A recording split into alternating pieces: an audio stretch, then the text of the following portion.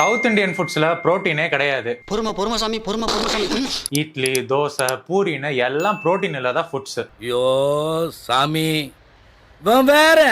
இந்த மாதிரி நீங்க அடிக்கடி கேள்விப்பட்டிருப்பீங்க. ஆனா இப்போ நீங்க கேள்விப்பட போறது புரோட்டீன் அதிகமா இருக்கக்கூடிய 4 பாரம்பரிய உணவுகள். இந்த மாதிரி இன்ட்ரெஸ்டிங்கான நியூட்ரிஷன் ரீல்ஸுக்கு மறக்காம என்னைய ஃபாலோ பண்ணிக்கோங்க. அண்ட் இந்த வீடியோவை கடைசி வரைக்கும் பாத்தீங்கன்னா இதுல எவ்வளவு புரோட்டீன் இருக்கு அண்ட் ஏன் இது ஹை குவாலிட்டி புரோட்டீன்னு நீங்களே புரிஞ்சுக்கிருவீங்க. அந்த உணவுகள் என்னன்னா பொங்கல், அடை, கூட்டாஞ்சோறு, உளுந்தங்களி. இது எல்லாமே தானியமும் பருப்பும் சம பங்குல சேர்த்து பண்ணக்கூடிய உணவுகள். இப்போ பொங்கலுக்கு அரிசியும் பாசி பருப்பும், அடைக்கு அரிசியும் கடலை பருப்பும், கூட்டாஞ்சோருக்கு அரிசியும் துவரம் பருப்பும், உளுந்தங்களிக்கு அரிசியும் உளுந்தும் சேர்ப்பாங்க. நீங்க பாரம்பரிய அரிசிகள் எடுக்கலாம், இல்ல சிறுதானியங்கள் எடுக்கலாம். ஆனா பருப்போட சேர்த்து சாப்பிடும் போது உங்க உடம்புக்கு அது கம்ப்ளீட் புரோட்டீனா போய் சேரும். 50 கிராம் அரிசி 50 கிராம் பருப்பு சேர்த்து சாப்பிட்டீங்கன்னா 15 கிராம் புரோட்டீன் கிடைக்கும். இந்த மாதிரி 3 வேளை சாப்பிடும் போது 45 கிராம் புரோட்டீன் உங்களுக்கு கிடைக்கும்.